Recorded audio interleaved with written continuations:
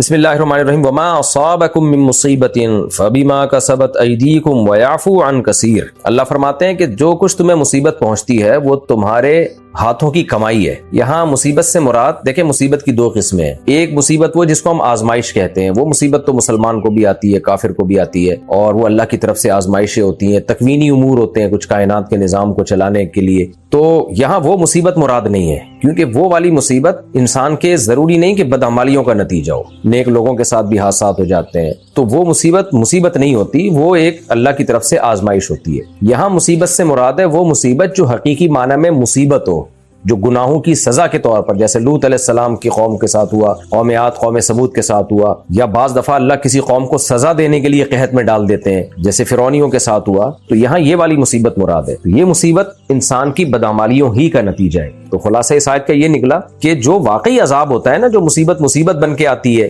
وہ انسان کی بدعمالیوں ہی کا نتیجہ ہے، اور کچھ قدرتی واقعات ہوتے ہیں، حادثات ہوتے ہیں، تو وہ بدعمالیوں کا نتیجہ نہیں ہے۔ اب سوال پیدا ہوتا ہے ہم کیسے فیصلہ کریں گے کہ کون سی مصیبت آپ کے بدعمالیوں کا نتیجہ ہے اور کون سی ویسے ہی اللہ کی طرف سے آزمائش ہے، قدرتی حادثات ہیں، دنیا میں ہمیشہ سے آئے ہیں، صحابہ کے دور میں بھی آئے، بڑے بڑے نیک لوگوں کی پر آزمائشیں آئی ہیں۔ تو ہمیں کیسے پتہ چلے گا کہ یہ بدعمالیوں کے نتیجے والی مصیبت ہے اور واقعی حقیقی مصیبت ہے یا ویسی ایک آزمائش ہے؟ تو دیکھیں اس میں یقینی طور پر تو جب تک ہمارے سامنے نص موجود نہ ہو ہم فیصلہ نہیں کر سکتے۔ اب جیسے قوم عاد قوم ثمود کے بارے میں اللہ نے بتا دیا کہ ان کی بدعمالیوں کا عذاب تھا، قوم نوح کے بارے میں اللہ نے بتا دیا کہ بدعمالیوں کا عذاب تھا۔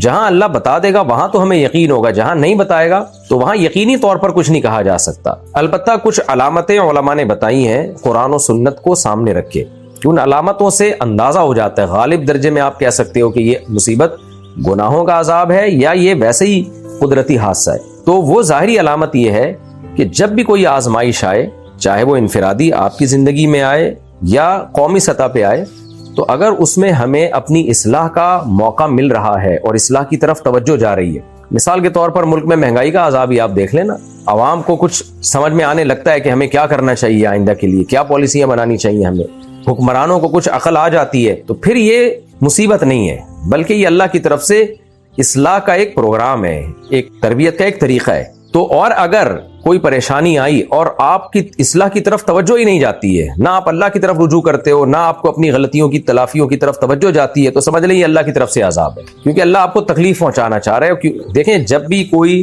تکلیف کسی خیر کا پیش خیمہ ہو تو وہ تکلیف پہنچانے والا آپ کا دوست ہوتا ہے۔ ڈاکٹر بھی آپ کو تکلیف پہنچاتا ہے آپریشن کر کے، ٹیکہ لگا کے، وہ تکلیف مصیبت نہیں ہوتی بلکہ وہ آپ کو سدھارنے کے لیے ہوتی ہے۔ شاعر نے کہا ہے نا کہ تندی باد مخالف سے نہ گھبرائے شاہین، یہ تو چلتی ہے تجھے اونچا اڑانے کے لیے۔ تیز ہوائیں شاہین کو اونچا اڑانے کے لیے چلتی ہیں، ٹینشن دینے کے لیے نہیں چلتی۔ تو اللہ تعالیٰ بھی اپنے بندوں کی اصلاح کے لیے، تاکہ وہ اپنے اعمال میں غور کریں، اپنی اصلاح کریں، تو اللہ تعالیٰ ان کو آزمائشوں میں ڈال دیتے ہیں، تو عقل مند لوگ سدھر جاتے ہیں۔ تو یہ پھر مصیبت نہیں ہے، یہ بدعمالیوں کا نتیجہ نہیں ہے، یعنی عذاب برائے عذاب نہیں ہے۔ اور اگر آپ کو اللہ کی طرف آپ کی توجہ ہی نہیں ہو رہی اور آپ برائیوں میں اور جری ہوتے چلے جا رہے ہو، تو یہ وہ عذاب ہے جس کا اس آیت میں اللہ نے تذکرہ کیا۔ فرمایا جو مصیبت حقیقی معنوں میں جو مصیبت ہوتی ہے وہ مرادیں ہاں وہ تمہیں جو پہنچتی ہے تمہارے اعمال کا نتیجہ ہے۔ وَيَعْفُو عَنْ كَثِيرٍ، اور بہت سی برائیاں اللہ ویسے بھی معاف کر دیتا ہے۔ یعنی یہ تو جو عذاب آتے ہیں نا، یہ بہت سے گناہوں کو معاف کرنے کے باوجود جو کچھ گناہ رہ جاتے ہیں ان پر عذاب آتا ہے۔ سارے گناہوں کا اللہ عذاب دینا شروع کر دے تو قرآن میں جگہ جگہ اللہ نے یہ مضمون بیان کیا، ایک ذی روح چیز کو بھی اللہ زمین پہ زندہ نہ چھوڑے۔ فرمایا وَمَا أَنْتُمْ بِمُعْجِزِينَ فِي الْأَرْضِ، اور تم زمین میں اللہ کو ہرا نہیں سکتے۔ زمین کا تذکرہ اس لیے کیا کہ انسان کی دادا گیری تو زمین پر ہے نا، تو زمین پہ نہیں جو ہرا سکتا آسمانوں میں کہاں سے ہرائے گا؟ نہیں، اللہ عذاب دینے پہ آ جائے کچھ بھی نہیں کر سکتے تم۔ وَمَا لَكُم مِّن دُونِ اللَّهِ، اور نہیں ہے تمہارے لیے اللہ کے سوا من ولی، کوئی دوست، ولا نصیر، اور نہ کوئی مددگار ہے، اس لیے اللہ ہی سے دوستی لگاؤ۔ وَمِنْ آيَاتِهِ الْجَوَارِ فِي الْبَحْرِ كَالْأَعْلَامِ، اسی کی نشانیوں میں جہاز ہیں سمندر میں پہاڑوں جیسے۔ مفسرین نے اس آیت کا ترجمہ جہازوں سے کیا کیونکہ کشتی پہاڑوں جیسی جو ہوتی ہے وہ جہاز ہی ہوتا ہے، تو سمندری جہاز ہیں۔ کیسے سمندر اپنی پشت پہ اٹھا کے اتنی وزنی چیز کو اٹھاتا ہے اپنی پشت پہ، اور کہاں سے کہاں ایک ملک سے دوسرے ملک تمہیں دھکیل دیتا ہے، کیسے آرام سے تم ٹریولنگ کر کے اپنی منزلوں تک پہنچتے ہو، تجارت بھی کرتے ہو۔ وہ ارشمیدس کا لا ہم نے اسکول میں پڑھا تھا نا کہ پانی میں سوئی تو ڈوب جاتی ہے، جہاز نہیں ڈوبتا۔ تو یہ ارشمیدس کے لا کی وجہ سے ایسا نہیں ہو رہا، بلکہ اللہ نے جو قانون بنایا جس پہ جو بھی سائنٹسٹ تھا ارشمیدس وہ مطلع ہوا تو وہ اللہ کے بنائے ہوئے قانون پر مطلع ہوا ہے. وہ قانون اس نے تھوڑی بنایا ہے. ایک فطرت کا قانون، فزکس کا قانون پہلے سے زمین پہ موجود تھا جو اللہ کا بنایا ہوا ہے کہ سوئی آپ پانی میں ڈالتے ہیں ڈوبتی ہے. سمندر کو کیسے، سمندر جو ہے اس پہاڑ جیسے جہاز کو اپنے سینے پہ اٹھائے رکھتا ہے. تو اللہ کہتے ہیں یہ ہماری قدرت ہے. اور پہلے زمانے میں بھی، اب بھی ہم نے دیکھا ہے جب باہر ٹریولنگ ہوتی ہے تو بادبانی کشتیاں اب بھی ہیں. جب تک وہ گوروں کو ہم نے دیکھا ہے جب ایک ملک سے دوسرے ملک ٹریولنگ کے لیے جاتے ہیں نا، سیاح جو ان کے ہوتے ہیں، ٹورسٹ ان کے جاتے ہیں، تو وہ کیا کرتے ہیں کہ وہ ڈیزل بچانے کے لیے انہوں نے پردے لگائے ہوئے ہیں کشتیوں میں، جیسے پرانے زمانے میں ہوتا. تو جب تک ہواؤں سے چلائیں گے، ہوا چلائے گی ان کو، تو ہوا بڑے مزے سے چلاتی ہے کشتیوں کو. وہ پردے دائیں بائیں کرتے رہتے ہیں، اس سے اس کی ڈائریکشن چینج ہوتی رہتی ہے. تو پہلے زمانے میں تو یہی ہوتا. 100-150 سال پہلے تک اس طرح بہت زیادہ لوگ سفر کیا کرتے تھے کشتیوں پہ بیٹھ کے. حاجی بہت جایا کرتے تھے. ہماری پرانی کتابوں میں ملتا ہے کہ بادبانی کشتیوں میں بیٹھ کے حج پہ جایا کرتے تھے. تو اس میں بہت ہی سستے میں آپ کا سفر ہو جایا کرتا تھا کیونکہ ہوا کی طاقت آپ استعمال کر رہے ہیں. تو اللہ تعالیٰ فرماتے ہیں کہ تم جو ہواؤں کے ذریعے سمندری جہازوں پہ سفر کر رہے ہو، ڈیزل کا خرچہ، بجلی کا خرچہ بچا رہے ہو، انرجی تمہیں قدرت نے دی ہوئی ہے، یہ بھی تو ہوائیں اللہ کے کنٹرول میں ہیں.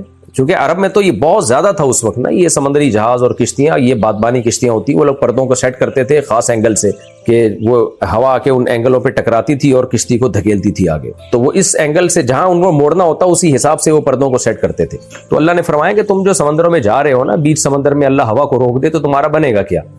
یسکن الريح، اللہ اگر چاہے ہوا کو روک دے، فَيَظْلَلْنَ رَوَاكِدَ عَلَى ظَهْرِهِ، تو سارا دن یہ کشتیاں سمندر کی پشت پہ کھڑی رہیں. کیسی ٹینشن میں آؤ گے، تمہیں جان کے لالے پڑ جائیں گے. تو یہ ہوائیں اللہ کے اختیار میں ہیں. ان فی ذلک لآیات لکل صبار شکور، بے شک اس بات میں بڑی بڑی نشانیاں ہیں ان لوگوں کے لیے جو بہت زیادہ صبر کرنے والے اور بہت زیادہ شکر کرنے والے. عجیب بات ہے، سورہ لقمان میں بھی اللہ نے جہاں کشتیوں کا تذکرہ کیا تھا کہ اللہ چاہے تو طوفان سے تمہیں ہلاک کر دے سمندر میں، وہاں بھی اللہ نے یہی کہا تھا کہ اس میں صبر کرنے والوں کے لیے بہت بڑی بڑی نشانیاں ہیں. تو کشتیوں کا صبر شکر سے کیا تعلق ہے؟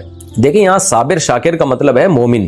مومن جو کامل ہوتا ہے نا، اس میں دو ہی تو بہترین خصوصیات ہیں کہ غموں پہ صبر کرتا ہے اور خوشیوں پہ شکر کرتا ہے. اور کافر کی ایک صفت کو اللہ نے بہت زیادہ ہائی لائٹ کیا ہے کہ جب ٹینشن میں آتا ہے تو صبر نہیں کرتا، جزا فضا، خودکشی کے خیالات، اور فوراً ڈپریشن میں جانے لگتا ہے اور یعنی بالکل ہی مایوس ہونے لگتا ہے. اور جب نعمتیں ملتی ہیں تو اترانے لگتا ہے، اللہ کا شکر نہیں ادا کرتا. تو یہ جو سمندر میں جب ہم سفر کرتے ہیں نا، خاص طور پہ پرانے زمانے کا سفر تو بڑا خطرناک ہوتا تھا. تو اس میں یہ جو لوگ ہیں نا، انسانیت اس کنڈیشن سے گزرتی تھی. جب تک وہ کشتی میں ہوتے تھے، سمندر کی لہریں ہلتی تھیں، ڈوبنے کا خطرہ ہوتا تھا، یہ خطرہ ہوتا تھا کہ ہوائیں رک نہ جائیں. تو ایسے موقع پہ بہت واضح پتہ چلتا تھا کہ کون صبر کرنے والا ہے اس کنڈیشن میں. خاتون نے پوچھا، جب سے میرا بچہ ہوا ہے میں نماز کی پابندی نہیں کر پا رہی ہوں، میں کس طرح اپنی نمازوں کی پابندی کر سکتی ہوں؟ آپ کو ہر قیمت پہ نماز کی پابندی کرنی پڑے گی. اسلام میں نماز جان بوجھ کر قضا کر دینا، اس سے بڑا کوئی جرم ہے ہی نہیں. تو یہ بہانہ آپ کا قیامت کے دن نہیں چلے گا. پابندی کیسے کرنی ہے یہ تو آپ بہتر جانتی ہیں. آپ کو نماز پڑھنی ہے ہر قیمت پہ. بچے کو مصلی پہ سامنے واکر میں لٹا لیں اور فرض پڑھ لیں، سنتیں پڑھ لیں، کسی بھی طرح سے کریں. یہ انڈیا سے کسی نے پوچھا، میری عمر 20 سال ہے اور میں کچھ صدقہ جاریہ کرنا چاہتی ہوں تو میں کیا کیا کر سکتی ہوں؟ آپ کے پاس پیسے ہیں، آپ کچھ بھی کر سکتی ہیں. مدرسے میں دے دیں، مسجد میں لگا دیں، اور کوئی کنواں کھدوا دیں یا کسی یتیم خانے میں دے دیں. لیکن آپ کی عمر ابھی کم ہے تو بہت بڑا اماؤنٹ خرچ نہ کریں، کیونکہ بعض دفعہ جذبات میں آ کے ایسے اس عمر کے بچے بہت پیسہ صدقہ کر دیتے ہیں، بعد میں روتے پھرتے ہیں. تو اللہ تعالیٰ نے صرف بلوغت کے ساتھ ساتھ آنستم منہم رشدن، کہ سمجھداری بھی پیدا ہو گئی ہو، تو پھر مال کو حکم دیا ہے کہ ان بچوں کے حوالے کرو. تو 20 سال کی عمر ابھی سمجھداری کی عمر نہیں ہوتی، تو بہت بڑا اماؤنٹ آپ خرچ نہ کریں. ابھی بہت بڑا اماؤنٹ، جب شادی ہو جائے، بچے ہو جائیں، آپ کو پیسوں کا پتہ چلے کہ پیسوں کی کیا ویلیو ہے، کتنا رکھنا ضروری ہے، کتنا صدقہ، اس کے بعد جا کے کریں. تھوڑا بہت اماؤنٹ آپ ضرور خرچ کریں ابھی. اچھا بھائی، فرید خان انڈیا رامپور سے، کیا اپنے لیے اللہ سے جنت مانگ سکتے ہیں یا نہیں؟ کیوں نہیں مانگ سکتے بھائی؟ اللہ سے تو جنت مانگنی چاہیے. اللہ تعالیٰ نے قرآن مجید میں نیک لوگوں کی جو صفات بیان کی ہیں اس میں یہ ہے کہ وہ اللہ تعالیٰ سے دعا مانگتے ہیں کہ اللہ ہمیں تو جنت کا وارث بنا دے. جہنم سے پناہ بھی مانگتے ہیں اور اللہ سے جنت بھی مانگتے ہیں. یدعون ربهم خوفا وطمعا، تو مانگنی چاہیے اللہ سے جنت. قبر کی ہولناکی کی کیا حقیقت ہے؟ 100% حقیقت ہے، صحیح احادیث سے قبر کا عذاب اور قرآن سے بھی ثابت ہے۔ تو اللہ تعالی ہمیں اس عذاب سے محفوظ رکھے، ان اعمال سے بچا کے رکھے جو عذاب قبر کا ذریعہ بنتے ہیں۔ میری ایک پڑوسن ہے جو گوہر شاہی کی فالوور ہے، اب ان کے ساتھ کھانا پینا اور میل جول رکھنا صحیح ہے یا ختم کر دینا چاہیے؟ ضرورت کا تعلق رکھیں، زیادہ فری نہ ہو۔ کیا مغرب کے وقت دروازے بند کر دینے چاہیے؟ مغرب کے وقت بچوں کو گھر سے باہر نکلنا ایک حدیث میں ناپسند کیا گیا ہے، تو احتیاط اسی میں ہے کہ بچوں کو مغرب سے عشاء کے دوران گھر سے باہر نہ نکلنے دیا جائے۔ اس پر میں تفصیلی ریکارڈ کروا چکا ہوں کلپ، وہ دیکھ لیے گا۔ آفتاب خان انڈیا سے، دن میں کئی بار، اچھا اس کا شریعت سے تعلق نہیں ہے، اس کا احتیاط سے تعلق ہے۔ آفتاب خان انڈیا سے، دن میں کئی بار ہم بستری کرنے سے کیا ہر دفعہ غسل کرنا پڑے گا یا ایک ہی دفعہ کافی ہوگا؟ نماز سے پہلے غسل کرنا ضروری ہے، اگر کئی بار ہم بستری کی ہے تو ہر دفعہ غسل نہیں ہے، آخری میں جو ہے وہ نماز سے پہلے کر لے تو پاک ہو جائے گا۔ وہ یہ نہیں کہ جن میں 2 دفعہ کسی نے ہم بستری کی، جیسے عشاء اور فجر کے درمیان 2 دفعہ ہم بستری کی ہے تو 2 غسل واجب ہے، ایسا نہیں ہے۔ فجر کی نماز سے پہلے ایک غسل کر لے تو دونوں کی طرف سے، دونوں ناپاکیوں کی طرف سے وہ کافی ہو جائے گا۔ محمد ندیم صاحب انڈیا سے پوچھتے ہیں، اگر پارٹنرشپ میں کوئی کاروبار کیا ہو اور اسے الگ کیا جائے تو کیا یہ جائز ہے؟ پارٹنرشپ میں جب چاہیں ختم کر سکتے ہیں، اپنے پارٹنر سے آپ بولیں بھائی میرا کاروبار ختم کرو، البتہ اگر ایگریمنٹ ہوا تھا کہ 5 سال سے پہلے کوئی بھی شریک جو ہے، پارٹنر جو ہے، اسے کاروبار ختم کرنے کی اجازت نہیں ہوگی یا 10 سال سے پہلے، تو پھر اس مدت کو تک معاہدے کو پورا کرنا لازم ہے۔ اگر کوئی ایسا معاہدہ نہیں ہوا تو جب چاہیں الگ ہو سکتے ہیں۔ البتہ اس میں ایک مسئلہ ہے کہ اگر پارٹنر کے الگ ہونے سے کاروبار کو، پورے سیٹ اپ کو دھچکا لگ رہا ہو بہت خطرناک قسم کا، تو پھر اس طرح سے شرکت کو ختم کیا جائے گا کہ کاروبار کو بڑا نقصان نہ ہو۔ تو وہ پھر کوئی اسپیسیفک کسی کا بزنس ہو، کاروبار ہو، تو وہ اس کی تفصیل بتا کے مسئلہ پوچھ سکتا ہے۔ عورت کا میک اپ کرنا کیسا ہے؟ جائز ہے بھائی۔ اشاق اورنگزیب انڈیا سے، انسان پر آنے والی مصیبت اس کی بدعمالی کی وجہ سے ہے یا اللہ آزما رہا ہے، یہ کیسے پتہ چلے گا؟ بہت اچھا سوال ہے میرے بھائی۔ اگر مصیبت آنے سے دل اللہ کی طرف مائل ہو رہا ہے، گناہوں سے بچنے کا خیال آ رہا ہے، تو یہ مصیبت، یہ اللہ کی رحمت ہے۔ اور اگر مایوسی پیدا ہو رہی ہے اور زیادہ بیزاری پیدا ہو رہی ہے، نمازوں سے اور دور ہو رہا ہے، تو یہ اللہ کا عذاب ہے۔ تو یہ بہت بڑا ایک تھرمامیٹر ہے، معیار ہے یہ ناپنے کا کہ یہ مصیبت اللہ کی رحمت ہے یا اللہ کی طرف سے عذاب ہے۔ جب عذاب ہوتا ہے نا تو انسان اس میں، مصیبت میں اللہ کے قریب نہیں ہوتا بلکہ اور دور ہو جاتا ہے اور برا بلا کہنا شروع کر دیتا ہے معاذ اللہ، اللہ تعالیٰ کو۔ قاری کے لیے بچوں کو مارنا جائز ہے یا نہیں؟ مارنا تو دور کی بات، ہاتھ لگانا بھی اس زمانے میں جائز نہیں ہے، اس پہ بالکل سختی سے پابندی ہونی چاہیے۔ اور آپ لوگ نگرانی کیا کریں اپنے بچوں کو، جب مدرسے میں یا اسکول میں بھیجتے ہیں ان کو پہلے بتا دیں قاری صاحب صرف اس بچے کے سر پہ آپ ہاتھ رکھ سکتے ہیں، اس کی باڈی کو ٹچ کرنے کی اجازت نہیں ہے۔ مارنا تو بہت آگے کی بات ہے، یہ بہت ہی فضول کام ہے۔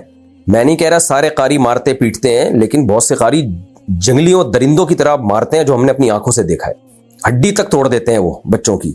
تو ماں باپ کو پتہ ہی نہیں ہوتا، بچے ڈرے ہوئے ہوتے ہیں، شکایت بھی نہیں لگا رہے ہوتے۔ اسی طرح گاؤں دیہاتوں میں جو اسکول ٹیچر ہیں وہ بھی یہی جلاد بنے ہوئے ہوتے ہیں، ڈنڈوں سے پکڑ پکڑ کے کوٹ رہے ہوتے ہیں۔ تو ماں باپ پہ ہاتھ اٹھانے کی بچے پہ ہاتھ اٹھانے کی اتھارٹی صرف اس کے باپ اور اس کی ماں کو ہے، یا اس کے چچا ماموں جو بہت ہی قریبی ہیں، وہ بھی اعتدال کے ساتھ، وہ بھی بے اعتدالی کے ساتھ نہیں۔ باقی کسی کو بھی اجازت نہیں ہے کہ بچے پہ مارنا دور کی بات، میں بار بار بتا رہا ہوں، ہاتھ لگانے، پیار کرنے کی بھی اجازت نہیں ہے بھائی، باڈی کو ٹچ ہی نہیں کرنا ہے۔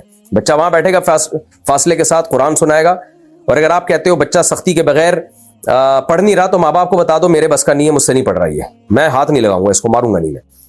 اور یہ بیکار باتیں ہیں، قاری لوگ اپنی ٹھڑک پوری کر رہے ہوتے ہیں، بچوں کو مار مار کے جنگلیوں کی طرح کوٹ کے۔ بعض قاری، سارے نہیں ہوتے ایسے، ہم نے بھی پڑھا ہے قاریوں سے، اللہ کا شکر ہے ہمیں کبھی ہاتھ بھی نہیں لگایا انہوں نے، اپنے بھائی سے پڑھا ہم نے، اور مدرسوں میں بھی ہم نے دیکھا بہت اچھے اچھے قاری بھی ہوتے ہیں، بڑے اچھے اخلاق سے پڑھا رہے ہوتے ہیں، لیکن بہت سارے ایسے لگتا ہے جیسے چنگیز خان کی نسل میں کچھ لوگ رہ گئے تھے، وہ آ گئے اب اٹھ کے، تو بہت جنگلیوں کی طرح کوٹتے ہیں، بہت مارتے ہیں، اور جھوٹ بولتے ہیں کہ مارے بغیر بچہ پڑھتا نہیں ہے۔ انہوں نے خود جنگلیوں کی طرح مار کھائی ہوتی ہے تو وہ اپنی ٹھڑک نکال رہے ہوتے ہیں بچوں کے اوپر۔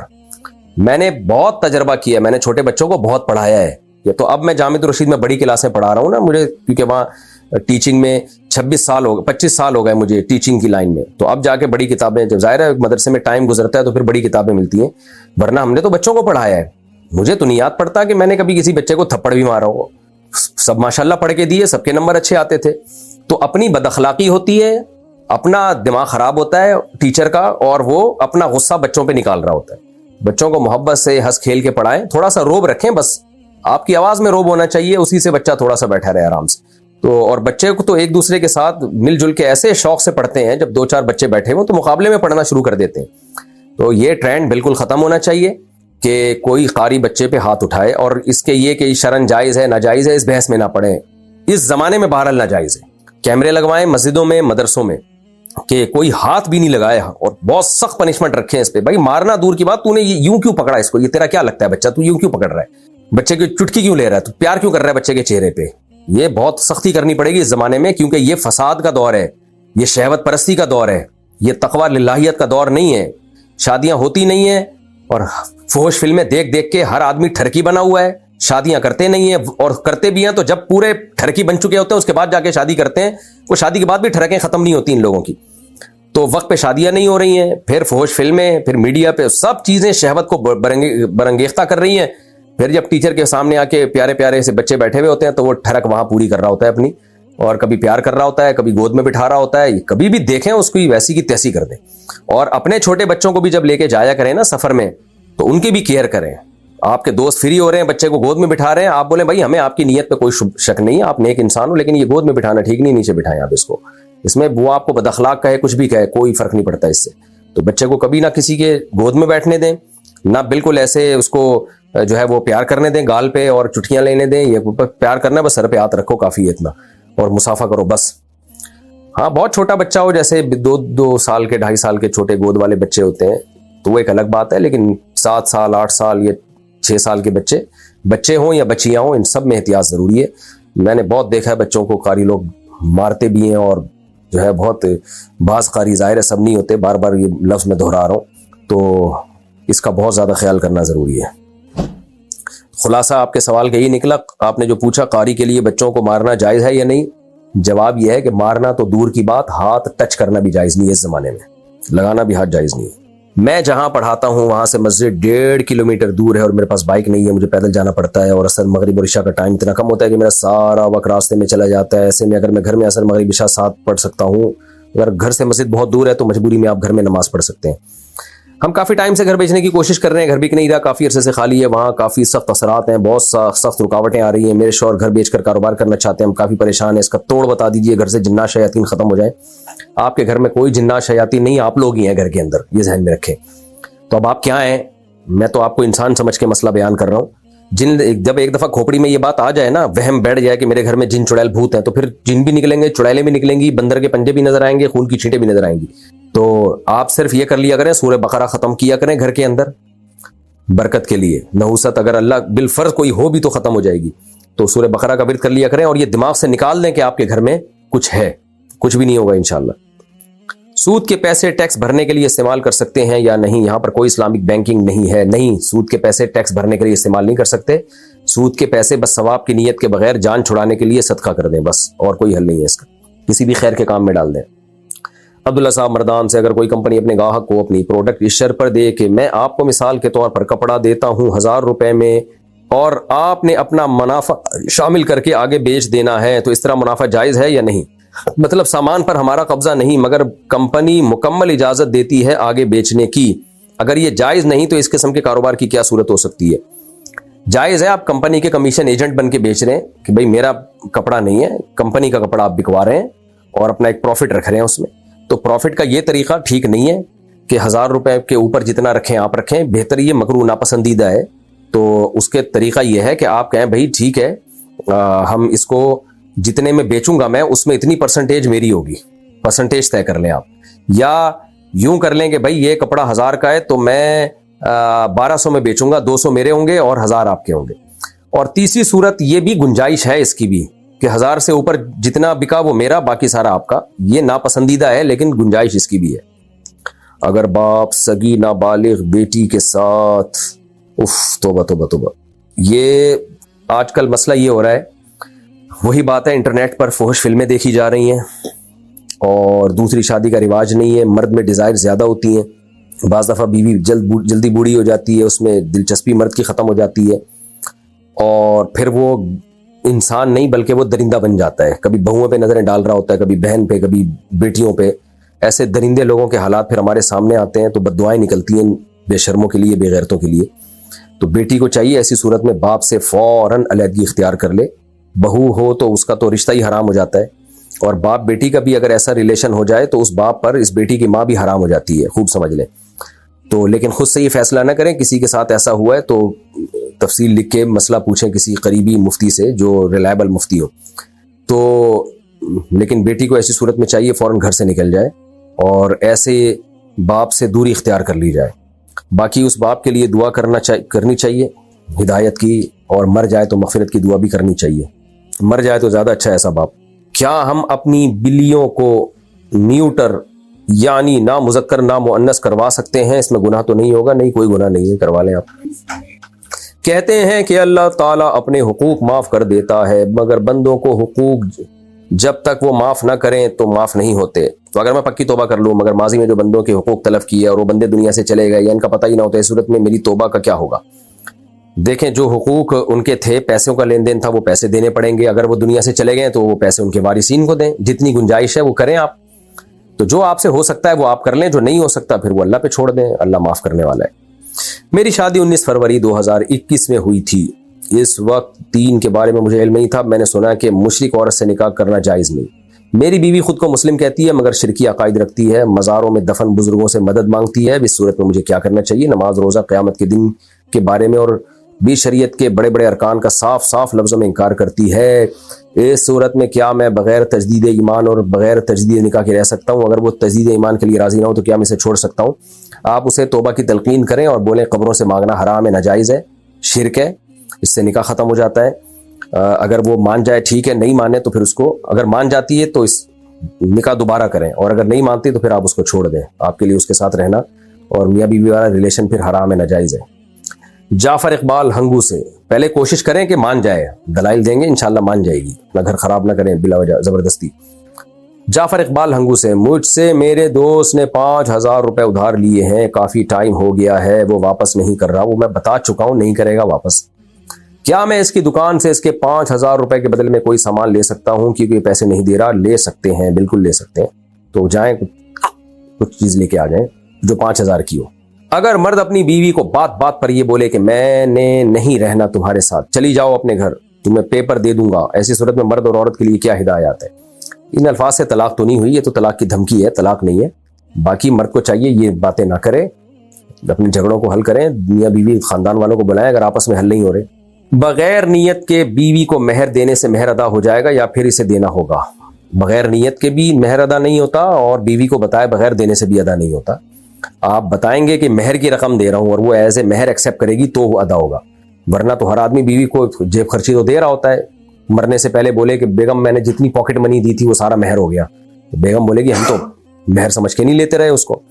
تو جب مہر دیا جائے اس کو بیوی کو بتایا جائے کہ یہ بیگم میرے ذمہ جو مہر کی رقم تھی یہ میں دے رہا ہوں اور اب مہر ختم ہو گیا. تو جب تک یہ اس طرح وضاحت نہیں کرے گا وہ رقم مہر نہیں کہلائے گی، وہ گریبی کہلائے گی. کیا بہنوئی اور سالی اور گھر والی ایک ہی کمرے میں سو سکتے ہیں، ایک ہی کمرے میں رہ سکتے ہیں؟ نہیں رہ سکتے. سالی کا پردہ ہے بہنوئی سے، تو جائز نہیں ایک ساتھ رہنا. اگر زکوٰۃ 7.5 تولے سونے پر ہے تو اس دور میں 5,000 روپے تولہ سونا تھا اور اب تقریباً 3 لاکھ روپے تولہ ہے، تو اس پر تھوڑی روشنی ڈالیے. روشنی کس پہ ڈالنی ہے؟ آپ نے تو رپورٹ پیش کی ہے کہ اس وقت ایسا تھا اب ایسا ہے. آپ شاید اس پہ روشنی ڈالنا چاہ رہے ہیں کہ 5,000 روپے تولہ سونا تھا اور اس وقت آپ نے زکوٰۃ نہیں دی اور اب پرانی زکوٰۃ دینا چاہتے ہیں تو کس قیمت پہ دیں گے؟ تو اگر خالی سونا ہی تھا آپ کے پاس اور 1 روپیہ بھی نہیں تھا تو سونے کی موجودہ ویلیو پہ آپ زکوٰۃ دیں گے. اور اگر سونے کے ساتھ کچھ رقم تھی تو پھر سونے کا نصاب نہیں دیکھا جاتا، 52.5 تولے چاندی کی قیمت دیکھی جاتی ہے، تو پھر قیمت کے حساب سے دیں گے. یعنی اس وقت سونے کی جو قیمت تھی وہ کم تھی تو اسی قیمت کا 2.5% دینا پڑے گا آج آپ کو. میں نو مسلم ہوں، 6 سال پہلے مسلمان ہوا تھا تو ترنت نماز فرض ہو گئی تھی. ترنت بولے تو فوراً. 1 سال مجھے نماز سیکھنے میں لگ گیا تھا، تو کیا مجھے قضاء عمری پڑھنی پڑے گی؟ بہت ٹینشن میں ہوں. اگر آپ نے نمازیں پڑھی ہیں تو پھر قضاء عمری پڑھنے کی ضرورت نہیں ہے. جو سیکھنے میں ٹائم لگا تو جس طرح بس ارکان بھی اگر ادا ہو گئے تھے نا، جیسے آپ کو سورہ فاتحہ نہیں آتی تھی لیکن آپ سورہ فاتحہ سیکھ رہے تھے اور جتنی سیکھتے تھے اتنی پڑھ لیتے تھے، قیام کر لیتے تھے، رکوع کر لیتے تھے، 2 سجدے، جو یعنی جو ارکان ہوتے ہیں نماز کے بیسک ارکان، تو آپ کی نماز ہو گئی. غیر مسلم جب مسلمان ہوتا ہے نا تو جتنا ٹائم اس کو سیکھنے میں لگتا ہے تو وہ سیکھنے والا ٹائم میں شرعاً وہ معذور ہوتا ہے. تو وہ پھر اس کی نماز ہو جاتی ہے. البتہ رکعتیں اور سجدے پورے ہونے چاہیے, یہ ضروری ہے. اگر رکعتیں بھی پوری نہیں تھیں, کیونکہ رکعتیں سیکھنے میں تو ٹائم نہیں لگتا نا, جیسے فجر کے 2 فرض پڑھنے ہیں آپ نے, 2 رکعتیں پڑھنی ہیں, تو اب 2 رکعتیں اور ہر رکعت میں 2 سجدے تو کرنے ہی پڑیں گے. سیکھنے میں ٹائم لگتا ہے, تحیات کو سیکھنے میں اور سورہ فاتحہ اور قرآن کی کوئی سورت کو سیکھنے میں ٹائم لگتا ہے. تو اس سیکھنے میں جو ٹائم لگا, تو اس میں جس طرح بھی آپ نے پڑھ لی آپ کی نماز ادا ہو گئی ہے. تو جو نمازیں پڑھ لی ہیں جیسے تیسے بھی پڑھی ہوں, ان کو لوٹانے کی ضرورت نہیں ہے. جو پڑھی نہیں سرے سے تو وہ تو بہرحال آپ کے ذمہ ہے, پھر اس پہ توبہ استغفار بھی ضروری ہے. جب بھی کوئی غیر مسلم مسلمان ہوتا ہے نا, تو اس کو نماز میں کتنا حصہ سکھا دینا چاہیے فوراً, یہ خوب سمجھ لیں. جیسے اسلام میں داخل ہو, اس کو سب سے پہلے جو نماز کا ٹائم ہو, جیسے کوئی غیر مسلم عصر کے ٹائم پہ مسلمان ہوا ہے, تو اس کو فوراً بتا دیں بھائی اب عصر کی نماز آپ نے پڑھنی ہے. تو کیسے پڑھنی ہے, ظاہر ہے اس کو تو نہیں آتی, اس کو وضو کرا دیں بھائی اس طرح سے وضو کرنا ہے, اور یہ بتا دیں عصر کی 4 رکعتیں ہوتی ہیں, اور 4 رکعتوں میں کیا ہے, قیام ہے, رکوع ہے, سجدہ ہے, 2 سجدے ہیں. اس طرح سے اتنا بھی, یعنی اللہ اکبر کہہ کے نیت باندھ لے اور پھر اس طرح سے نماز پڑھ لے. ہاں ٹائم اس کو لگے گا سورہ فاتحہ سیکھنے میں. تو سب سے پہلے جو چیز غیر مسلم کو یاد کرائی جائے گی وہ ہے سورہ فاتحہ. جیسے ہی سورہ فاتحہ یاد ہو جائے تو پھر اس کو مختصر سی کوئی قرآن کی سورت, انا اعطیناک الکوثر فصلی لربک وانحر ان شانیک هو الابتر, یہ یاد کرا دیں, یا قل هو اللہ احد یاد کرا دیں. اور تیسرے نمبر پہ سب سے پہلے اس کو التحیات یاد کرا دیں. التحیات للہ والصلوات والطیبات, السلام علیک ایھا النبی ورحمۃ اللہ وبرکاتہ, السلام علینا وعلی عباد اللہ الصالحین, اشہد ان لا الہ الا اللہ واشہد ان محمدا عبدہ ورسولہ, یہ یاد کرا دیں. اور تکبیر تحریمہ یعنی نماز کی نیت باندھنی اللہ اکبر کہہ کے, اور نماز ختم کرنی السلام علیکم ورحمۃ اللہ. اتنا اس کو آ گئی نا تو بس فرض ادا ہو جائے گا اس کا. پھر بے شک رکوع سجدے کی تسبیحات نہ بھی پڑھے تو نماز ہو جاتی ہے اس سے. رکوع سجدے کی تسبیحات سیکھتا رہے گا آرام سے, سبحان ربی العظیم, سبحان ربی الاعلی. تو نماز کا جو ایک ڈھانچہ قائم ہو جاتا ہے نا, وہ اتنا سیکھنے سے بھی ہو جاتا ہے. تو جب بھی کوئی غیر مسلم مسلمان ہو, آپ نے کیا سکھانا ہے, سب سے پہلے اس کو کہنا ہے بھائی ابھی والی نماز پڑھو, وضو کرا دیں, بہتر تو یہ غسل کرا دیں اس کو. سنت یہی ہے کہ نبی صلی اللہ علیہ وسلم جب کوئی غیر مسلم مسلمان ہوتا تھا غسل کا حکم دیتے تھے. تو اگر حالت جنابت میں ہے تو پھر تو غسل فرض ہے, تو غسل کرا دیا اس کو, اور فوراً بولا بھائی آپ نے اب وقتی نماز پڑھنی ہے کیونکہ نماز قضا نہ ہو. اب وہ کیسے پڑھے گا, آپ بتا دیں بھائی عصر کی نماز ہے 4 فرض پڑھ لو. بھائی مجھے تو فاتحہ نہیں آتی, کوئی بات نہیں, فاتحہ سیکھتے رہنا, ابھی صرف ایسے کر لو, اللہ اکبر کہہ کے نیت باندھ کے کھڑے ہو جاؤ. اگر جماعت کی نماز ہو رہی ہے تو جماعت میں شامل کر لیں اس کو, پھر تو بولیں بھائی بس اللہ اکبر کہہ کے پیچھے کھڑے ہو جاؤ, اور امام جو کچھ کر رہے ہیں آپ اس کے ساتھ ساتھ کرتے رہو. اللہ اکبر کہہ کے نیت باندھنا ہے, اور السلام علیکم ورحمۃ اللہ کہہ کے نماز ختم کرنی ہے. یہ 2 لفظ تو فوراً سکھا دیں, اور پھر تیسرے نمبر پہ سورہ فاتحہ سکھا دیں اس کو, اور قل اللہ احد سکھا دیں, اور التحیات سکھا دیں. تو ساری زندگی اتنی بھی پڑھتے رہے گا نا تو نماز اس کی ہو جائے گی. انڈیا سے کسی نے پوچھا ہے کسی کے دل میں محبت کیسے ڈالیں, کوئی وظیفہ یا قرآن کی کوئی صورت ہے تو پلیز بتا دیں. حلال محبت دل میں ڈالنی ہو تو اس کے لیے دعا ہے. حلال محبت سمجھ, شوہر کی محبت دل میں ڈالنی ہے کہ شوہر مجھ سے محبت کرے, باپ مجھ سے محبت کرے, ماں مجھ سے محبت کرے. گرل فرینڈ بوائے فرینڈ کی محبت کے لیے وظیفے پڑھنا حرام ہے, ناجائز ہے. تو شوہر کے لیے جائز ہے, یا بیوی محبت نہیں کرتی شوہر سے تو شوہر, تو کوئی وظیفہ کچھ بس دعا مانگے اللہ سے, بہتر تو یہی ہے. تو یہی ہے بس. اگر سسرال میں رہنے میں مسئلے مسائل ہو رہے ہوں اور الگ رہنے کی یا مسائل حل ہونے کی کوئی صورت بینا نظر آ رہی ہو تو کیا کرنا چاہیے؟ کن صورتوں میں طلاق کی طرف جانا چاہیے, کن صورتوں میں کمپرومائز کرنا چاہیے, کیا سوچ کر صبر کرنا چاہیے؟ ہر صورت میں کمپرومائز کرنا چاہیے, صرف ایک صورت میں کمپرومائز نہیں کرنا چاہیے کہ بالکل ہی اتنا زیادہ حالات خراب ہو جائیں کہ حدود اللہ پہ قائم رہنا مشکل ہو, ایک دوسرے کو مار دھاڑ شروع ہو جائے, ڈپریشن میں جانا شروع ہو جائے, ڈپریشن کی گولیاں شروع ہو جائیں. یہ حالت اگر ہو گئی ہے تو پھر الگ گھر لینا چاہیے, وہ بھی نہ ہو تو پھر علیحدگی کی طرف جانا چاہیے. جب تک ایسی کنڈیشن نہ ہو تو کمپرومائز ہی کرنا چاہیے. جب بچے بڑے ہو جاتے ہیں نا, میاں بیوی کے جھگڑے ختم ہو جاتے ہیں, شروع میں سب کے یہاں جھگڑے ہی ہوتے ہیں آج کل, تو اس لیے کمپرومائز ہی کرنا چاہیے, علیحدگی کی طرف نہ جائے. علیحدگی کی صورت میں مسائل اور کم نہیں ہوتے, بڑھ جاتے ہیں مسائل. کیا بہن بھائی ایک دوسرے کو زکوٰۃ دے سکتے ہیں؟ جی دے سکتے ہیں اگر غریب ہیں. روزانہ 160 کلومیٹر سفر کرنا ہو تو نماز کیسے ہوگی؟ اگر شہر سے باہر نکل کے 160 کلومیٹر جانا ہے تو 78 کلومیٹر جانا کا ارادہ ہو تو سفر مسافر کہلاتا ہے ایسا آدمی. تو 160 تو 78 سے زیادہ ہے, تو جیسے ہی اپنے شہر سے باہر نکلیں تو آپ 4 کے بجائے 2 رکعت پڑھنا شروع کر دیں, لیکن مغرب کی نماز اور وتر پورے ہوں گے. پردہ میں رہ کر بیڈمنٹن وغیرہ کھیل سکتے ہیں؟ جی کھیل سکتے ہیں, لیکن مردوں کے سامنے نہ کھیلیں. خواتین انڈور گیم کھیلیں, اور ان کے لیے حکومت کو بھی چاہیے انڈور گیمز کا انتظام کرے. آج کل گھر بہت چھوٹے چھوٹے ہوتے ہیں, صحتیں خراب ہو رہی ہیں.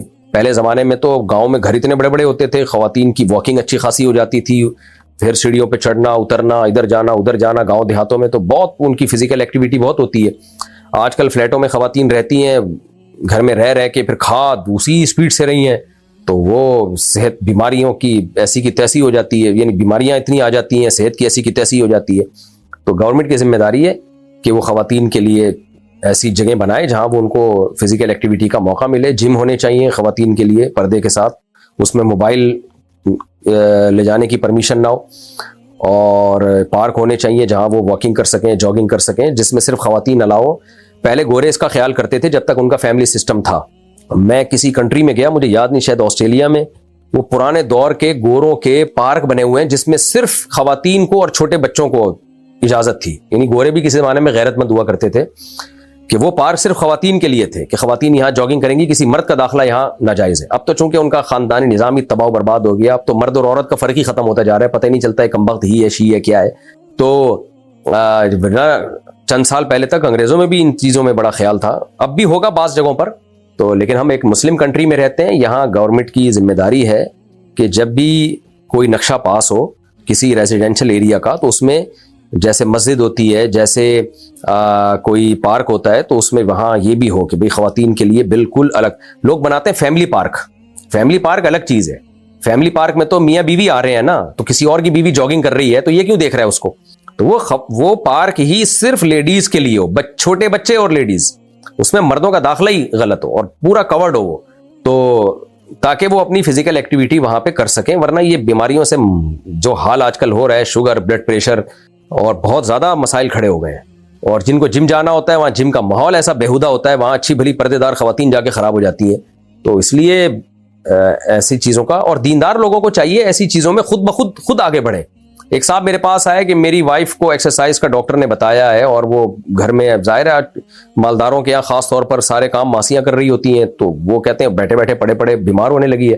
تو جم جو ایسے ہوتے ہیں اس میں ہوتے ہیں، اس میں لڑکے بھی آ رہے ہیں. میں نے کہا آپ کو اللہ نے پیسہ دیا، آپ جم بناؤ ایک، یا چندہ کر کے یا لوگوں سے کلیکشن کر کے، بھائی ہم اپنے علاقے میں خود اپنی پردہ خواتین کے لیے ایک جم بنا لیتے ہیں. ہم اس کو بے شک سورس آف انکم بنا لیں آپ. پھر سورس آف انکم بنانا ہے تو پھر چندے پہ نہیں ہو، پھر وہ شرکت پہ ہو اور اپنا پیسہ انویسٹ کریں. اور اگر سورس آف انکم نہیں ہے یا آپ کے پاس اتنے پیسے نہیں ہیں تو پھر چندہ کر کے ایک بنا لیں بھائی، کہ بھائی سب محلے والوں کی ایک ضرورت ہے، خواتین اور بچوں کے لیے ایک الگ ایسی جگہ بن جائے.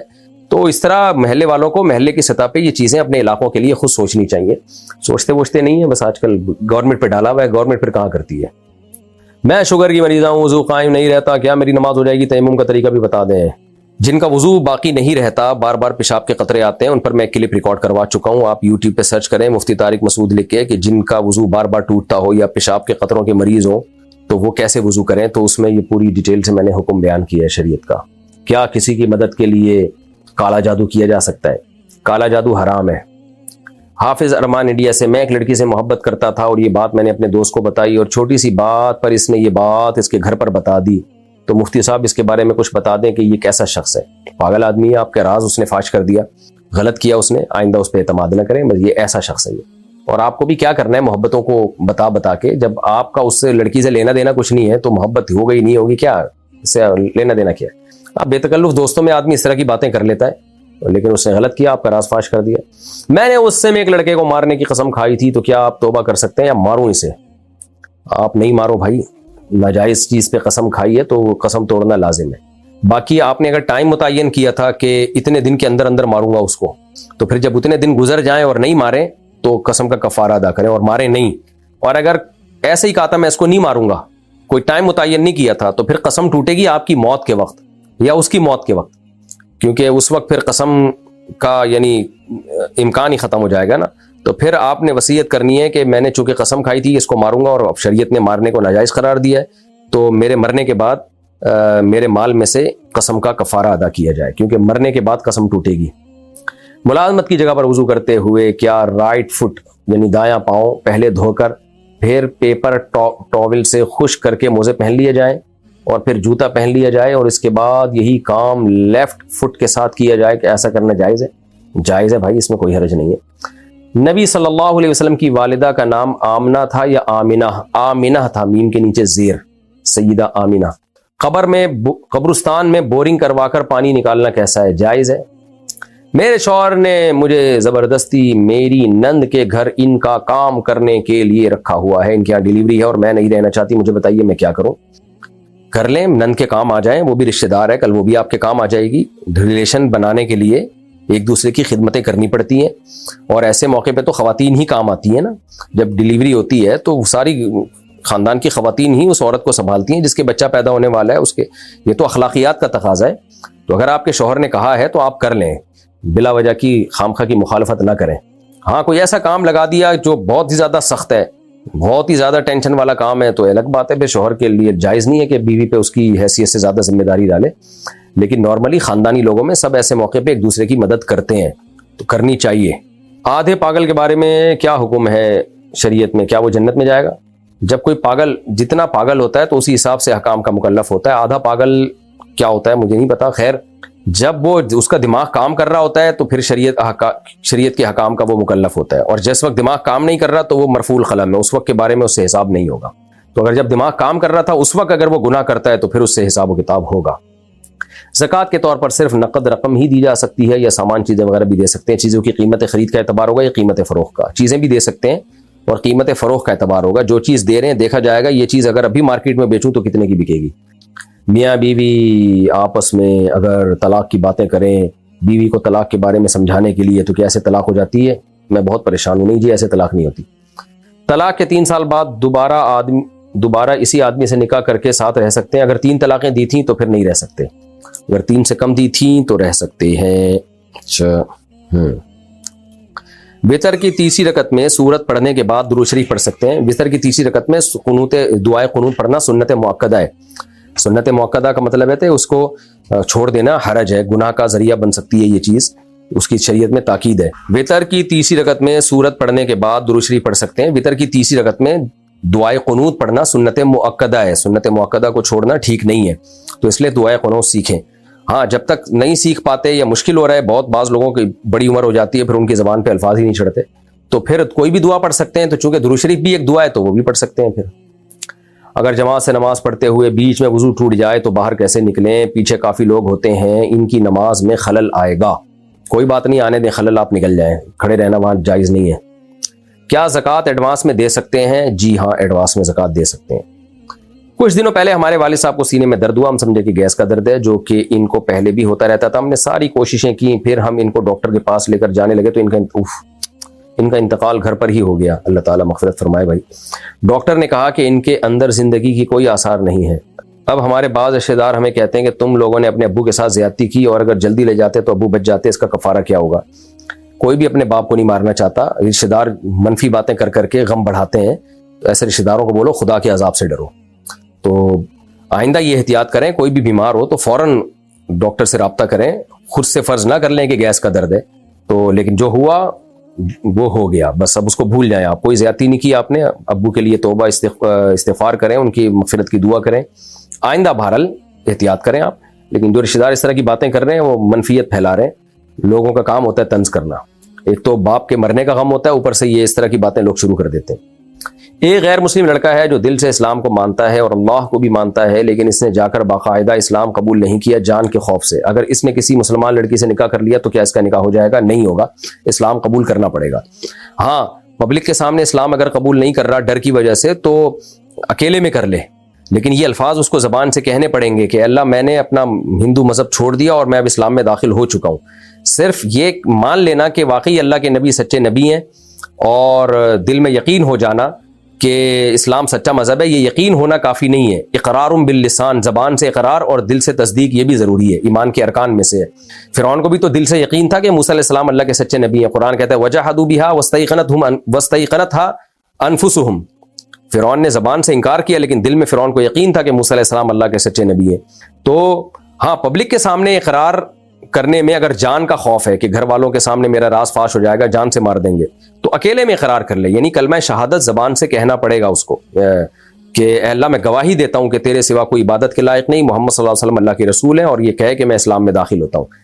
تو اگر یہ الفاظ کہے تھے, بے شک چھپ کے کہے ہوں, اللہ سے کہے ہوں, تو پھر وہ اسلام میں داخل ہو گیا اور اس کا نکاح درست ہے. مفتی صاحب میں جب بھی اللہ کو یاد کرتا ہوں شیطان کوئی نہ کوئی رکاوٹ ڈال دیتا ہے. نماز پڑھنا بھی مشکل ہو جاتی ہے, نماز پڑھنا شروع کرتا ہوں تو کسی نہ کسی انسان کا چہرہ آتا رہتا ہے. جب اللہ کو یاد کرتا ہوں تب بھی کسی انسان کا چہرہ آ جاتا ہے. برائے مہربانی اس کا حل بتائیں. اس کا حل یہی ہے کہ آنے دیں چہرہ, اس چہرے کو ہٹانے کی کوشش نہ کریں. آپ کو ذمہ اللہ نے جو شریعت نے جو کام لگایا آپ اس کام کو فوکس کریں, نماز پڑھیں, روزہ رکھیں, زکوٰۃ دیں, جو چہرے آتے رہیں آنے دیں, اس سے کوئی ٹینشن لینے کا نہیں ہے. محمد تسلیم اختر انڈیا سے, شریعت میں بیوی کو کس بات پر مارنے کی اجازت ہے اور کہاں پر اور کتنا؟ اس پر میں تفصیلی بیان کر چکا ہوں کہ کن صورتوں میں شریعت نے بیوی پر ہاتھ اٹھانے کی اجازت دی ہے. میں کیونکہ یہ بہت پیچیدہ ٹاپک ہے, اس پہ میں نے ادھوری بات کی تو لوگ اس کا ناجائز فائدہ اٹھانا شروع کر دیتے ہیں, بیویوں پہ ظلم کرنا شروع کر دیتے ہیں. اسلام میں بیوی پہ ہاتھ اٹھانے کو اچھا عمل نہیں سمجھا گیا ہے. نبی صلی اللہ علیہ وسلم نے پوری زندگی کبھی اپنی کسی زوجہ پہ ہاتھ نہیں اٹھایا, حالانکہ آپ کی 9 بیویاں تھیں ایک وقت میں, پھر بھی کبھی ہاتھ نہیں اٹھایا. تو بعض صورتوں میں بہرحال اجازت دی ہے شریعت نے. اب اس پہ میرا تفصیلی بیان ہے, آپ یوٹیوب پہ سرچ کر لیں, مل جائے گا آپ کو. اصل یہی ہے کہ ہاتھ نہ اٹھایا جائے, محبت کے ساتھ رہا جائے. وہ باندی نہیں ہے, لونڈی نہیں ہے, وہ آپ کی شریک حیات ہے, اس کو رسپیکٹ دیں آپ. لیکن بعض صورتوں میں بہرحال شریعت نے گنجائش دی ہے اعتدال کے ساتھ ہاتھ اٹھانے کی, کیونکہ سربراہ کو اگر اجازت ہی نہیں ہوگی کہ وہ اپنا حکم زبردستی منوا سکے تو پھر وہ سربراہ نہیں ہے. گورنمنٹ سربراہ ہے نا, تو گورنمنٹ کو یہ اجازت ہے کہ جب کوئی وہ ایسا لا جو ہمارے فائدے کے لیے جب وہ گورنمنٹ دیتی ہے, اگر ہم اس کو نہیں فالو کرتے تو گورنمنٹ کو یہ اجازت ہے کہ وہ پنشمنٹ دے سکتی ہے, سزا دے سکتی ہے. تو مرد بھی گھر کا سربراہ ہوتا ہے, گھر بھی ایک چھوٹی سی ریاست ہوتی ہے. تو شریعت نے مرد کو یہ اتھارٹی دی ہے کہ اگر آپ کے ماتحت جائز باتوں میں بھی آپ کی بات نہیں مان رہے اور اس سے فسادات ہو رہے ہیں تو حتی الامکان تو برداشت کریں آپ. سب گھروں میں سب کچھ اونچ نیچ چلتی ہے, لیکن ایک وقت آتا ہے اس میں شریعت نے پھر اجازت دی ہے, مرد کو یہ اتھارٹی دی ہے کہ وہ اعتدال کے ساتھ ہاتھ اٹھا سکتا ہے. تو اس پر میرا تفصیلی بیان ہے, آپ وہ سن لیں. اور ایسے پرسنل نوعیت کے مسائل چینل پہ نہ پوچھا کریں, کیونکہ میں جب بتاؤں گا تو اس سے جو پہلے ہی سے ظالم جابر مرد ہیں نا, جو بد اخلاق ہیں, وہ جری ہو جاتے ہیں اپنی بے گناہ عورتوں پہ اور ظلم بڑھ جاتا ہے. کچھ مرد ویسے ہی جنگلی ہوتے ہیں, وہ گاؤں دیہاتوں میں بہت اس طرح بعض علاقوں میں ظلم ہوتا ہے, کوٹتے ہیں ڈنڈوں سے بلا وجہ ایک ذرا سی باتوں پہ, تو وہ اور جری ہو جاتے ہیں پھر ان چیزوں سے. تو ایسے موقع پہ اپنے حالات بیان کر کے کسی مفتی سے اپنے پرسنل حیات کہ بھئی میری بیوی کے یہ حالات ہیں, تو ایسی صورت میں کیا شریعت مجھے اجازت دیتی ہے کہ اس پہ میں سختی کر سکتا ہوں, تو پرسنل اپنے حالات کال کر کے یا کسی کو بتا کے, جو ماہر مفتی ہو اس کو بتا کے اس سے شرعی حکم پوچھنا چاہیے, کیونکہ ہر ایک کے حالات دوسرے سے مختلف ہوتے ہیں. ایک آدمی دبئی میں ہے, اس کی شادی کو 15-16 سال ہو گئے ہیں, اس کے 3 بچے بھی ہیں, 3-4 بچے بھی ہیں. اب ایک عورت نے جو ان کے رشتہ دار ہے یہ بتایا کہ اس آدمی نے اور اس کی بیوی نے ایک عورت کا دودھ پیا ہے. تو اب کیا کرنا ہوگا؟ کچھ بھی نہیں کرنا ہوگا, اس خاتون کی بات کا کوئی اعتبار نہیں ہے. شادی ہو گئی, 4 بچے ہو گئے, اب آ کے بتا رہی ہے, تو اس بات کا کوئی شریعت میں اعتبار نہیں ہے. اگر پہلے سے مشہور ہو کہ ان دونوں نے بچپن میں ایک عورت کا دودھ پیا ہے تو دونوں میں علیحدگی کرائی جائے گی. اور اگر بعد میں آ کے کسی نے بتایا تو شرعی گواہی کا ہونا ضروری ہے, باقاعدہ پراپر 2 مرد گواہی دیں جنہوں نے اپنی جو یعنی ثقہ ہوں, یا عورتیں گواہی دیں, پھر ایک عورت نہیں ہے تو ایک مرد اور 2 عورتیں گواہی دیں, یعنی گواہی کا نصاب مکمل ہونا چاہیے. تو ایسے ایک عورت کے کہنے سے اب نہیں ہو سکتا کچھ بھی. تو یہ اطمینان کے ساتھ میاں بیوی کے طور پہ زندگی